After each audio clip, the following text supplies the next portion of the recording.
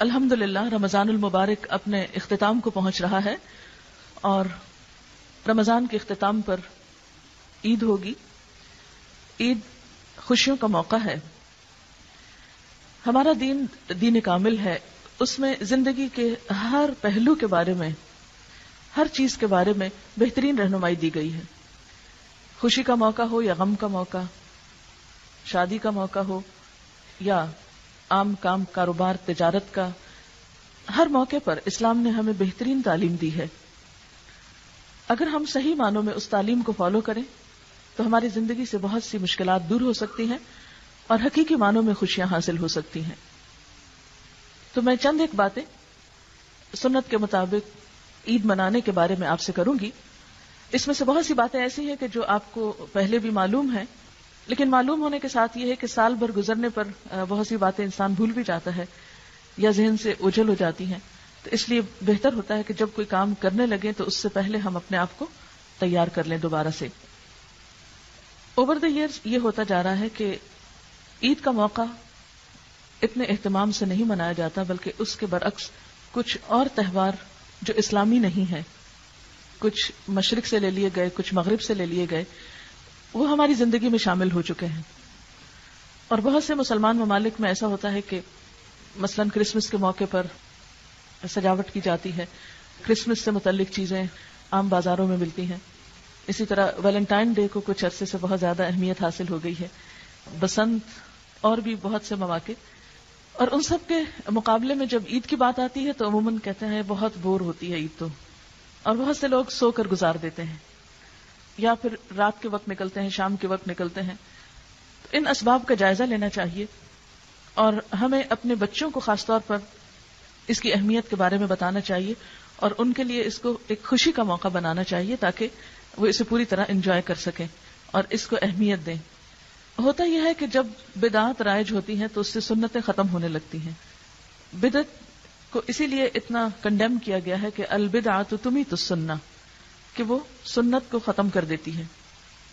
تو سنتوں کو جب ہم زندہ کریں گے تو اس کا ایک فائدہ تو یہ ہے کہ اجر بہت ملے گا، اور دوسرا یہ ہے کہ ہماری زندگی میں حقیقی معنوں میں خوشگواری آئے گی.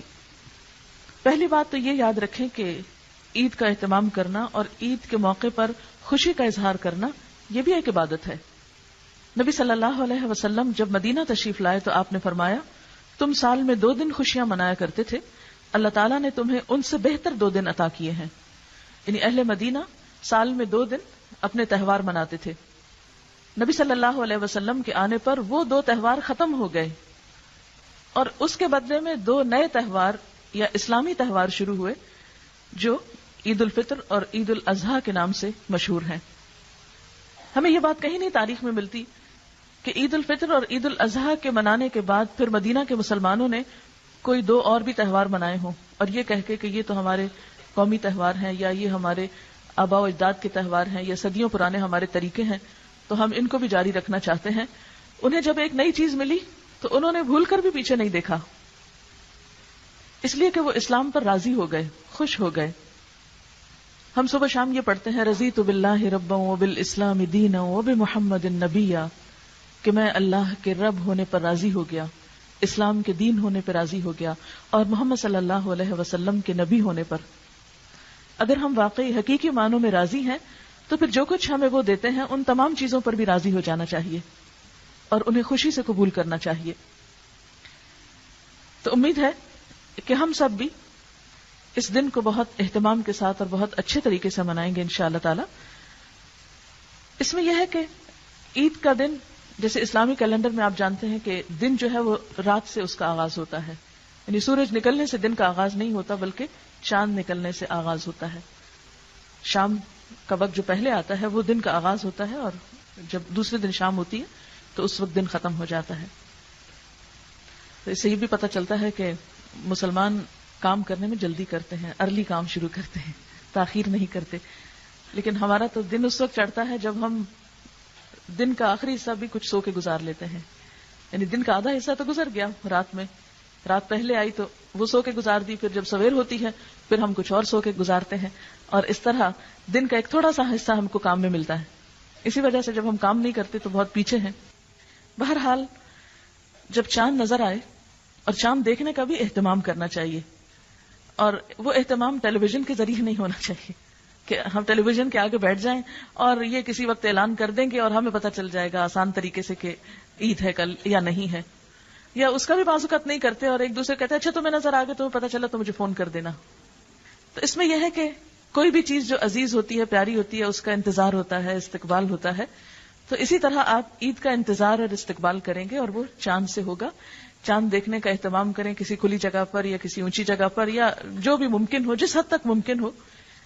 اور جب چاند نظر آ جائے تو اس کے بعد مسنون دعا پڑھیں، اور وہ ہے اللہم اہلہ علینا بالامن والایمان والسلامۃ والاسلام لما تحب وترضى ربی وربک اللہ. یہ دعا پڑھنے کے بعد یہ ہے کہ ایک طرف خوشی شروع ہو رہی ہوتی ہے اور دوسری طرف رمضان کے جانے کا بہت دکھ اور افسوس ہوتا ہے. ایک قدرتی سی فیلنگ آتی ہے آخری روزے کے دن جو بہت ہی تکلیف دہ ہوتی ہے. یوں لگتا ہے جیسے کوئی بہت عزیز ترین ساتھی جدا ہو کے جا رہا ہو. پھر یہ کہ قرآن پاک کے ساتھ ایک خاص قسم کا تعلق اور رشتہ اور اہتمام اور ایک پوری روحانی اور ایمانی کیفیت ہوتی ہے.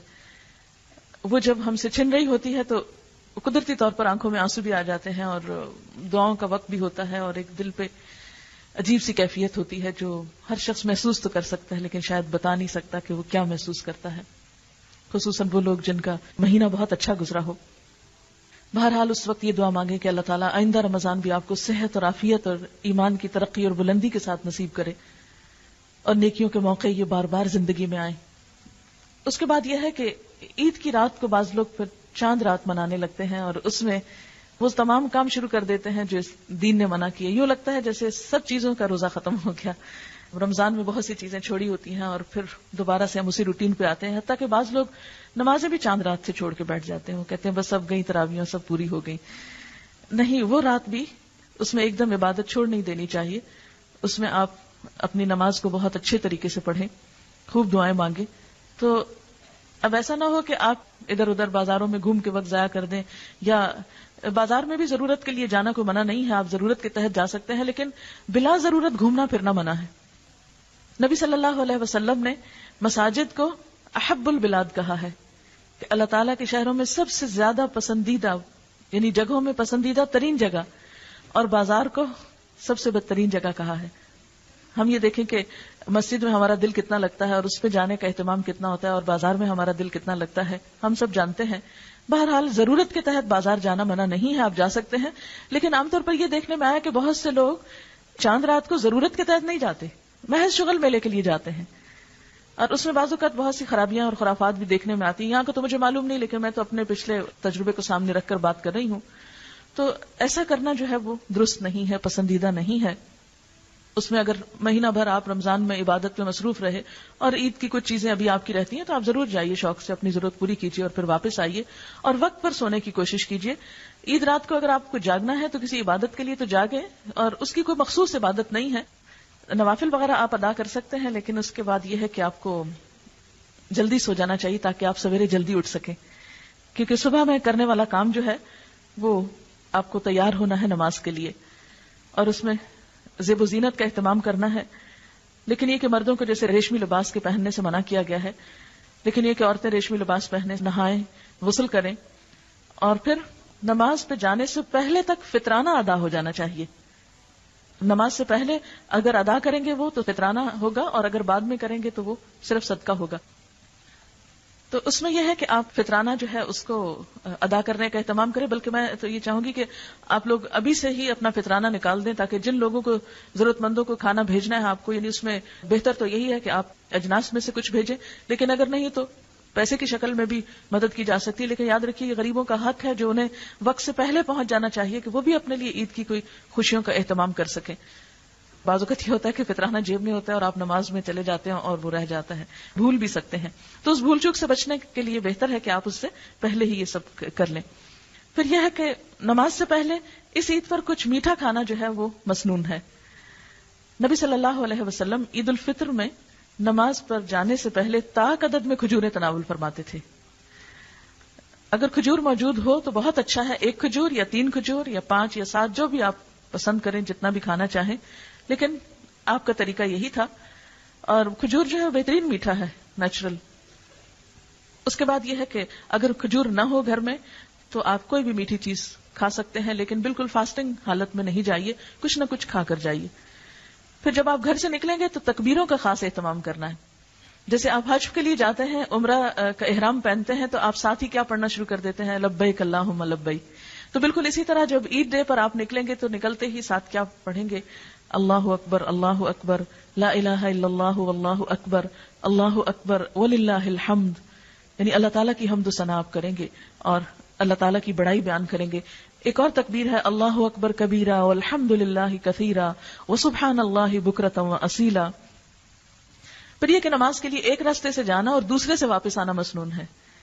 یعنی جب آپ گھر سے نکلیں تو ایک راستہ اختیار کریں، جب واپس آئیں تو دوسرے سے لوٹیں. پیدل جانا زیادہ بہتر ہے، لیکن سواری بھی ممانعت نہیں ہے، کیونکہ روایات میں آتا ہے کہ ہر گلی بازار کے کونے پر فرشتے کھڑے ہوتے ہیں اور وہ عید کے لیے جانے والوں کے لیے دعائیں کرتے ہیں اور ان کا استقبال کرتے ہیں. پھر اسی طرح یہ ہے کہ خواتین کو بھی عید کے لیے نکلنا چاہیے.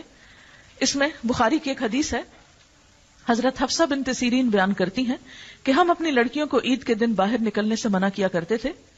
پھر ایک عورت بصرے میں آئی اور بنی خلف کے محل میں اتری. میں اس سے ملنے گئی. اس نے بیان کیا کہ اس کے بہنوئی نے حضور صلی اللہ علیہ وسلم کے ساتھ 12 جہاد کیے تھے اور 6 جہادوں میں اس کی بہن بھی آپ کے ساتھ تھی. اس سے بھی پتہ چلتا ہے کہ خواتین عملی زندگی میں کس طرح ساتھ دیا کرتی تھی، خصوصاً مشکل وقتوں میں. تو وہ کہتی ہیں کہ ہم بیماروں کی خدمت کیا کرتی تھی، زخمیوں کی مرہم پٹی، علاج معالجہ. اس نے حضرت صلی اللہ علیہ وسلم سے عرض کیا، یا رسول اللہ صلی اللہ علیہ وسلم، کیا ہم میں سے کسی عورت کے پاس دوپٹہ یا چادر نہ ہو تو کچھ قباحت تو نہیں اگر وہ عید کے لیے نہ نکلے؟ یعنی اگر کسی کے پاس پورا لباس نہیں، کیونکہ زیب و زینت کے کپڑے پہن کر پھر اوپر بغیر جلباب کے یا چادر کے نکلنا جو ہے وہ درست نہیں. تو اس لیے خاص طور پر اس نے پوچھا کہ اگر کسی عورت کے پاس بڑی چادر نہیں ہے تو وہ کیا کرے، کیا وہ نہ جائے، کوئی حرج تو نہیں؟ تو آپ نے فرمایا کہ اس کی سہیلی اپنی چادر یا دوپٹہ اس کو پہنا دے، یعنی وہ کسی سے لے لیکن عید کے لیے نکلے. اور عورتوں کو لازم ہے کہ ثواب کے کاموں میں حاضر ہوں اور مسلمانوں کی دعا میں شریک ہوں. ایک دوسری روایت میں آتا ہے کہ آپ صلی اللہ علیہ وسلم سے سوال کیا گیا کہ اگر کسی عورت کو نماز نہ پڑھنی ہو تو کیا وہ بھی جائے گی؟ تو آپ نے فرمایا کہ ہاں، وہ نیکی کے کام میں حاضر ہوں اور دعا میں شریک ہوں. تو اس سے پتہ چلتا ہے کہ عید کے دن کی جو دعا ہے وہ کیونکہ اجتماعی دعا ہوتی ہے، بہت سارے لوگ اکٹھے ہوتے ہیں، تو اس دعا میں شریک ہونا. اور پھر آپ دیکھیں گے کہ عید کی حقیقی خوشی آپ کو وہ عید کا کراؤڈ دیکھ کے ہوتی ہے، وہ ایک دل کی عجیب حالت ہوتی ہے. اگر آپ نے پچھلی کوئی عید پڑھی نہیں نماز مسجد میں یا کہیں بھی جہاں اہتمام ہوتا ہے، اور اس دفعہ آپ پڑھ کر دیکھیے تو ایک واضح فرق ہوگا. جو خوشی آپ کو صبح نماز پڑھ کر ہوگی، دعا میں شریک ہو کر ہوگی، وہ گھر میں گھر کی صفائی کرتے ہوئے یا کھانے پکاتے ہوئے یا سوتے ہوئے ہرگز نہیں ہو سکتی. لیکن یہ یاد رکھیے کہ جب آپ عیدگاہ میں جائیں تو اس کے لیے جو اللہ تعالیٰ نے ایک مسلمان عورت کے لیے حجاب کی حدود رکھی ہیں ان کو پورا کریں. اس میں 2 چیزوں کا خاص اہتمام کریں. ایک تو یہ ہے کہ جیسا کہ آپ سب جانتی ہیں اور پیچھے سورۃ الاحزاب میں پڑھ بھی چکے ہیں کہ قرآن پاک میں اللہ تعالیٰ فرماتے ہیں، یا ایھا النبی قل لازواجک وبناتک ونساء المؤمنین یدنین علیہن من جلابیبہن، کہ اے نبی صلی اللہ علیہ وسلم آپ کہہ دیجئے اپنی بیویوں کو، اپنی بیٹیوں کو اور مومنوں کی عورتوں کو، یعنی سب اس میں شامل ہیں. کیا کہہ دیجئے؟ یدنین علیہن من جلابیبہن، کہ اپنے اوپر اپنے چادروں کے پلو ڈال لیں. یعنی اس کا یہ مطلب ہے کہ گھر میں جو قمیص شلوار پہنتے ہیں وہ باہر کا لباس نہیں ہے. باہر نکلنے کے لیے آپ کو جلباب کی ضرورت ہے، جس کو آپ عبایا کہتے ہیں یا برقع کہتے ہیں یا گاؤن کہتے ہیں یا کچھ بھی.